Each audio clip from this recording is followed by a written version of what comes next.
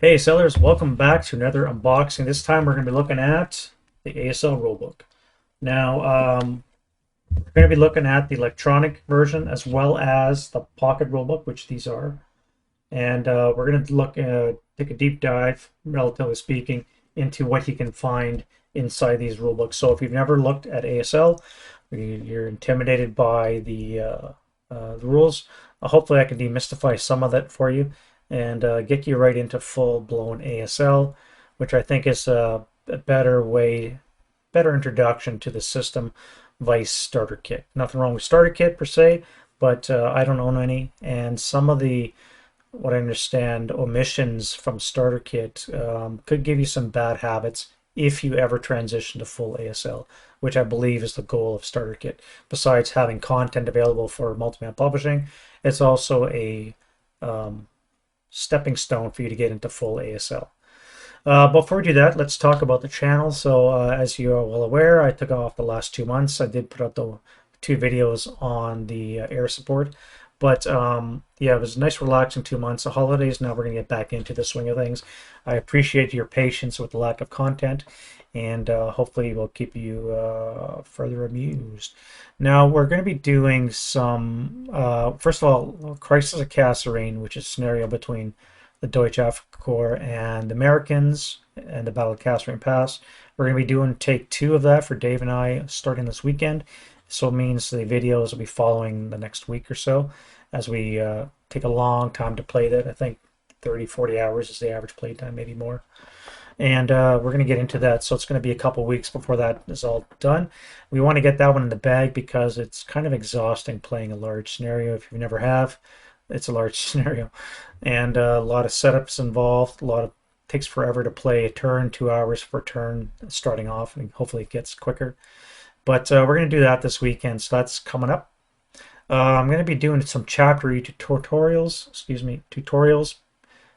based on the poll I put up yesterday, where it's a large number of respondents saying they want more Chapter E. So I've already covered Night, Paradrop, and Air Support, so let's do all the rest. Why not? There's 8 total topics. I've already done 3, so it gives me 5 more to do. Some of them are going to be short videos, like interrogation. Some of them could be long, like the boat rules. And we're going to cover each one of those Chapter E ones because I don't think they get a lot of loving, generally speaking. Most people are very conversant with A through D chapters and not so much E. Again, complexity starts to push people away. And on that note, there's also PTO and Desert, Pacific and Desert, which also have to be factored in. And I'm probably going to be doing an overview video for those 2 theaters. Again, it's hard enough learning the rules in the European theater. You tack on Desert rules or Pacific, jungle and cave rules. It quickly gets very complex. And so I'm going to try and demystify that for you as well. All that's coming up.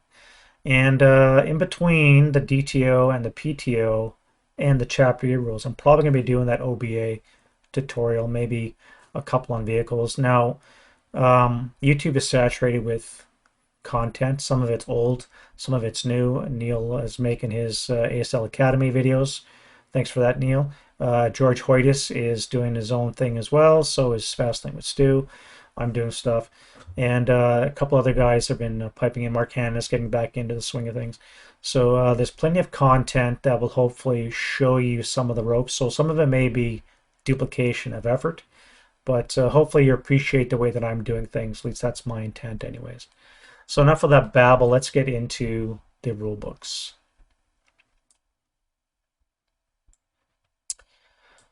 All right, so we're going to be talking about 3 different formats. First of all, as I've said, we have the Pocket Rulebook, which you can see here, consisting of 3 pieces. We have the Rulebook, Chapter H, and then we have our chapter dividers. We have the electronic Rulebook, which you can see on the right. And then you have the ones that come in the core modules and all your hassles. It's the 3-ring binder, 8.5 by 11 pages. And the only problem I find with that is a lot of that stuff is dated and not as current as the Pocket Book, which is not as necessarily current as the electronic rulebook. And we're going to get into all the different versionings, as you can see. So where do we find it? Now, you go to Multi-Man Publishing, First thing you're going to do is go to resources. Now, if you want to get the electronic rulebook, you hit electronic products, and it brings you right to here. You can hit the Squad Leader Rulebook, and it brings you to War Game Vault. Now, I have an account, and as you can see, speaking of versioning, it's got all these different versions. Most of them are minor touches. They've added the inherent zoom feature, which I'll explain in a bit, and errata as it comes out. So the first version came out in looks like 2021. Yeah, February 09, 2021. And since then, the last version is April 5th of this year, 2023. So you can see it's fairly current, and it reflects a lot of the errata that's come up in the meantime. And aside from that, it looks really nice too. So quickly, between the inherent zoom and the standard size, standard file format, the only difference is inherent zoom remembers your view settings. So if I, for example, want to zoom in nice and close, I want to scroll through my pages, maybe I'm hard of seeing and I want to get nice and big, it remembers my view settings. If I go back, it eventually take me back to the full size. As I said, it remembers your view settings. That is the only difference between the two. So it doesn't matter which one you get. I like the inherent zoom because I like to look at my PDFs, first of all, with a full page view, by having the zoomed in view. It's just my own personal preference. You do what makes you happy. But that's the only difference between the two. Again, if you have an account with War Game Vault, you will get an email notification, as long as you have this checked here in the bottom left. Whenever Multiman Publishing releases a new version, you'll get an email prompter saying you can come here and you can download the latest one. So you're always going to be updated. There's also other venues. There's Game Squad Forum. Usually somebody's nice enough to point out that a new update. You might have Board Game Geek might have the same kind of idea. But generally speaking, as long as you subscribe to the Multiman Publishing emails, you'll get notification when the new one, and you can come here and you can download it. Now that's for the electronic rulebook. If you want to get the pocketbook, again, you go home, or excuse me, you go shop, advanced leader, squad leader, and you go ASL rules. This brings you right here, so you can get all three pocketbooks as I already discussed, or you can buy the individual one. 95 US, not that bad for the amount of use you're going to get.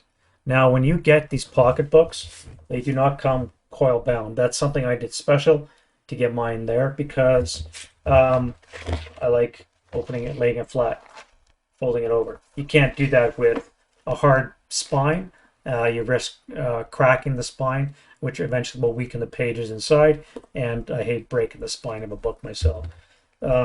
So you getting this done at a office supply store like Staples, Office Max, Ginkgo's, anything that has printing and finishing services, you can go in, they'll cut off the spine, and then you can get the binding of your choice on here. Again, I highly recommend that you get the coil bounding. Again, there's also the 3-ring binder version, which is currently sold out. And again, I tend to think of it as being superseded by the Pocket Bundle. It's just you have more frequent updates. You're less dependent on those pages, which are usually contain errata in the core modules of the ASLs. You get some pages of errata with chapters A, B, C, and D because those ones always change. For a game that's been out for 35 years, I'm just amazed at the amount of errata that's out there. But it always crops up. The clarification in the rulebook sometimes is difficult to parse out what they intend, and hence questions, which leads to errata. So yeah, the pocket book is okay. I would much prefer to use the electronic rulebook. Again, I do like having these meaty books in my hand because if you're sitting in front of a campfire with a friend talking ASL, you can do it quite easily. Especially if you're on the campground where there's no Wi-Fi ability to maybe check your cloud if you have the electronic rulebook on there. On the other hand, the electronic rulebook is updated more frequently. As I said, the electronic version right now, the one I have is from 10 September 2022, and it's updated up to that date. Again, you look at some of the modules, like for example, the Armies of Oblivion that just opened up the 2018 printing. It had pages from 2006 errata. So not to say those are wrong, but it's just you have 2006 pages, and you always got to wonder, is it's been superseded by something else? So getting the latest rule set, in this case the electronic one, is probably a good bet, especially for you younger guys that like your tablets and your phones, and just having it readily accessible on your device sometimes is a lot easier than carrying around this books, which eventually will degrade. They're already marked up, starting to get some damage on them already from the just from use and wear. But such as it is, 714 glorious pages of ASL. You have A through G, and you also have Chapter H, which is its own book because it's so voluminous, which has all your vehicle and your gun notes. Very important book. Includes things like Deluxe ASL, the Korean War module, which I don't have, but here's the rules for it. So I hope they can pick up this module at some point in the future. And then last thing I'll point out before I get into the meat of this is this Chapter K, Squad Leader Training Manual. Now this started off as a programmed instruction in Squad Leader, I believe. I'm going off fuzzy memory here. When Avalon Hill released ASL, they had to come up with something to help explain it, and so they used this format. Now it basically walks you through everything from a basic unit, how it moves, a ground infantry unit, to guns, how those play in, how vehicles play in. So if you're coming from starter kit, you probably don't have to necessarily pay attention to this. However, if you have to choose between starter kit and ASL, I'm always going to recommend you go right into ASL. And things like this training manual go a long way to helping you learn the basics. Again, as long as you can master A, B, C, and D, the rest will fall into play as you use it. You pick and choose which one of these rules you want to apply. Obviously, scenarios will dictate otherwise, but you don't have to play this extra stuff until you're ready to play it. So yeah, all you starter kit guys, don't be afraid to jump into full ASL.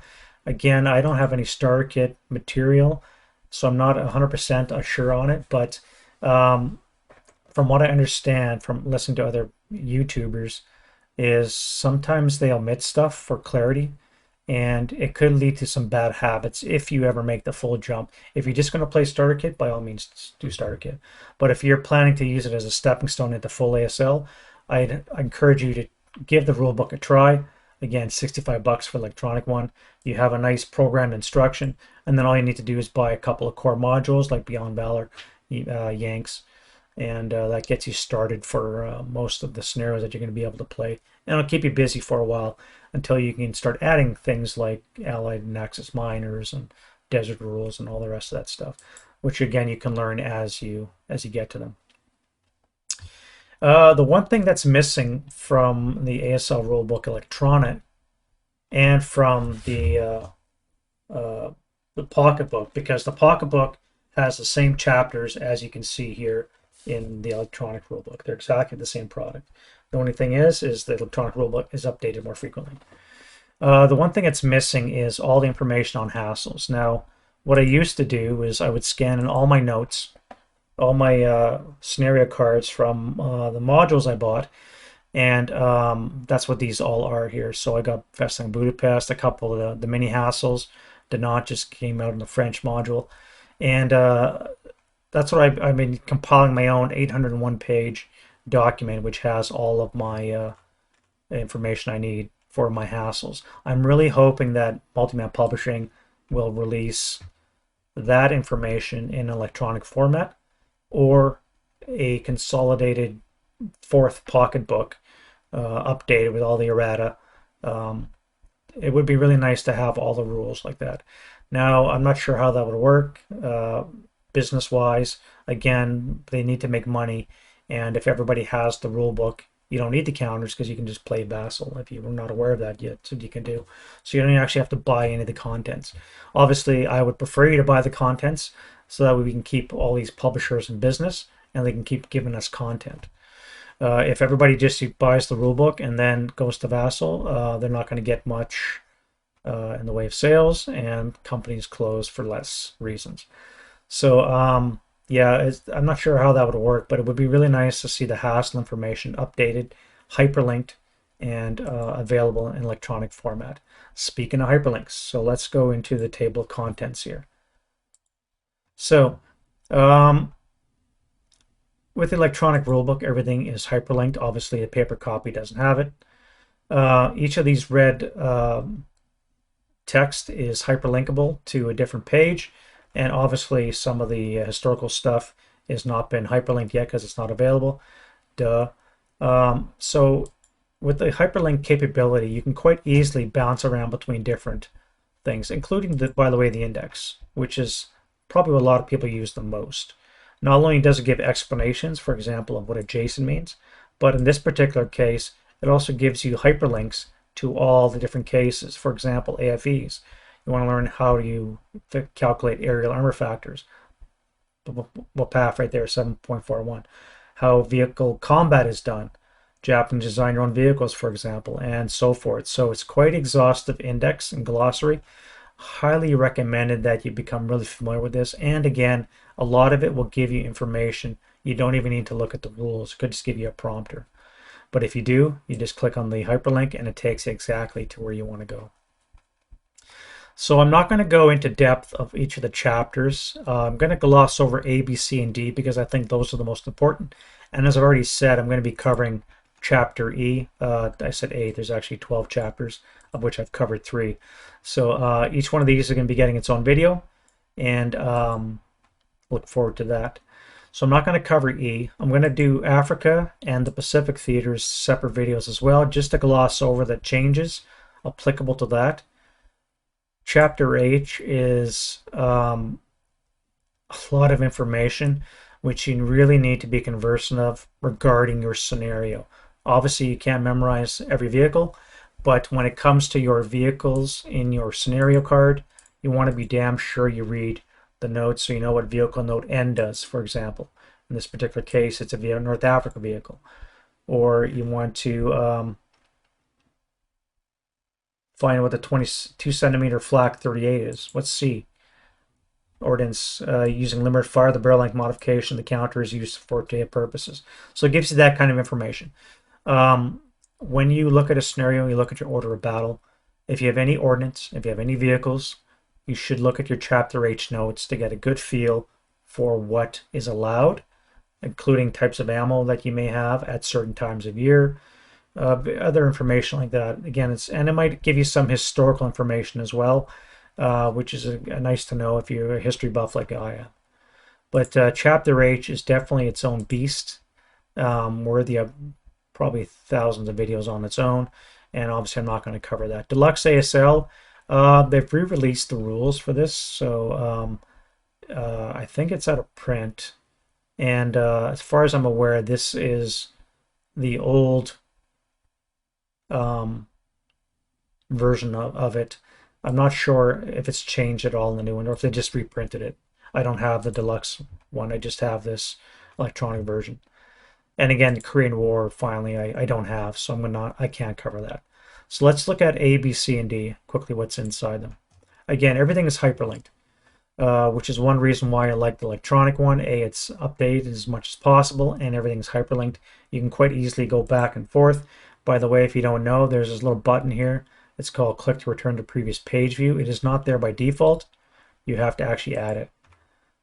You have to go around and find it, and you have to add the previous view. It's not there by default, but there it is right there. Quite handy, so you can backtrack wherever you want. So things that Chapter A covers is, as you can see here, infantry and basic game rules. So the basic sequence of play, which you have to get a grip on, how infantry moves, how they fire, who can fire, when they can fire, and how support weapons work as well. It goes into close combat, which is its own beast, and one of the more important ones, and one that probably a lot of people get wrong, is the morale part, especially when it comes to routing. Now, they've included here 2 pages, well, actually 3 pages with notes of exhaustive routing examples.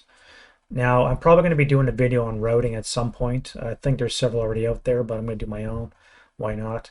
And it's a lot of information to be gleaned from this 3 pages that a lot of people probably overlook or forget. And the biggest caveat to all of this is if you're new to ASL or if you're a veteran, you're going to make mistakes. You're going to overlook something. You're going to forget something. Hopefully your opponent will catch you so that you can learn from it. But sometimes you both under the impression that something is the way it is, and when in fact the rules say otherwise. So when you come up to these mistakes, if for example when I release our gameplay footage on YouTube and Vassal and Wrestling with Stu and Mark Hanna point out mistakes, Dave and I, we look into the rule book, trying to understand what we did wrong so we don't make a mistake again. And again, I'd highly encourage that. Start taking notes if you don't already when an error pops up in play. Either your opponent notices something or you have doubts about something. Write down what's the rule on fire lanes, for example. You may want to start doing that, and you can start becoming a better player by going into the rule book and examining the idea. And then the rest of Chapter A is covered off with prisoners, captured use equipment, flamethrowers and cocktails, and demolition charges and smoke. And then finally we have nationality distinctions. This couple of pages probably get changed the most with errata because they're always updating stuff. For example, they added Eritreans now. Anything Ethiopian wise, for example, has been added. Yes. And then we go into terrain. Again, crucial. You can't win the battle if you don't understand the terrain, how lines of sight work, and how the terrain itself works. You have to be able to maximize its use for your own protection and attack. And as a defender, you have to be able to use that so you can start channeling your opponent into places, potentially, or just be aware of what your options are when it comes to the wide variety of terrain that's available inside the game. Yeah, it's I'm not going to go into that. Again, each one of these could probably be its own video, just because what represents open ground? You would think, as the example indicates here, it's an open ground. Well, not necessarily. Could be top of a hill if you have height advantage. Could be obscured with some kind of terrain in front of you. You suddenly become open ground, non-open ground. It's just there's a bunch of weird rules I could apply. Again, each one of these segments could probably be its own video. I'm not going to get into that too much right now. Ordnance and OBA. So as I said, I'm going to be doing an OBA video. We got 6 pages of notes for OBA. So you can see it could be very complex. It's critical to a lot of games. In fact, there's variations out there which, for example, will let you always have a chance of OBA, even though it might be correspondingly harder. The Pleva rule, they call it, or some change like that. It's a very complex issue, can be, and even though there's a nice flow chart on it, just walking you through the steps, it can still be complex enough to raise questions and maybe scare you off of using it. So I'm going to do a video on OBA. The rest of Chapter C is basically how to use guns. It describes them, what they are, the types, calibers, rates of fire, for example. Then it goes into the various hit modifiers, which again are all summarized nicely on our tables here. And then it goes into things like special ammunition for those unique cases. Sometimes you might have Willie Pete. Sometimes you have heat rounds, canister, what have you. Mortars get their own page because they're a bit of a weird herald, because you have these half-inch counters for the light mortar, which uses ordnance rules. And then you have the 5/8 counters for the heavy mortar, which uses ordnance rules. So the besides a couple of other ones like the MAL-P and the ATR, which use some ordnance rules, the mortars is the biggest one that requires its own page, because it's so easy to get that wrong. Guns as target is another one that I always overlook. Normally when you're shooting at a gun, you're shooting at the crew actually. Um, there's a chance based on the die rolls of hitting the gun, but you're primarily targeting the crew. However, there's as I said, there's a chance for a near miss and or a direct hit, which could end up incapacitating the gun or just outright destroying it. And then, of course, you have your light anti-tank weapons, including the Panzerfaust, the Piat, and the bazookas. So that's ordnance and offboard artillery. And then we have vehicles, which, again, fairly exhaustive. Each one could probably have its own video. The hardest one to probably get right is there's so much information available on the counter that you may miss or gloss over. Underlined gun size, overscored gun size. Sometimes it's starred, sometimes it's not.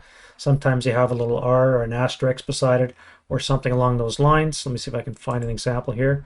One thing I really missed about the 03 ring binder, and I'm glad I actually discovered this myself, even though I knew it was available, that they had it here, but every so often, if you're new to the game, you may want to come and look at these pages. You may want to get a grasp of what happens when the letter is in a box or when it's not. When the caliber size has an asterisk beside it and is overscored when it's not. What does the number in brackets after the caliber size mean? In this particular case, infantry firepower equivalency, etc. Especially with armored vehicles, there's so much information that can be gleaned just from the counter. And now that Multiman Publishing is re-releasing a lot of the old modules, well, all the core modules I think are out now. The clarity of the counter itself makes it much more easy to figure out exactly what you're looking at. So you can figure out, chassis, gun caliber size, machine guns used, armor factors, type of vehicle, whether it's tracked, half-tracked, or truck, etc., what have you. There's so much information that can gleaned, and if you look at these counter examples, this explains everything that you're probably going to need to know. And again, everything's hyperlinked. You want to learn more about it? By all means, click on the hyperlink and go around. Another reason why to enjoy the electronic rulebook. I'm not going to go into depth again, as I said. This video is already going on long enough, and I'm going to cut it short here. But just to reinforce, this is what's available in the electronic rulebook, and it's also available in your pocketbooks. Again, the only difference between these two, the physical copy pocketbook and electronic book, is the electronic one is updated more frequently. So if you destroy your old copies and you get a new one, I don't know what the frequency is of the updating of this, but I still would probably weigh the electronic rulebook a little heavier with that regard.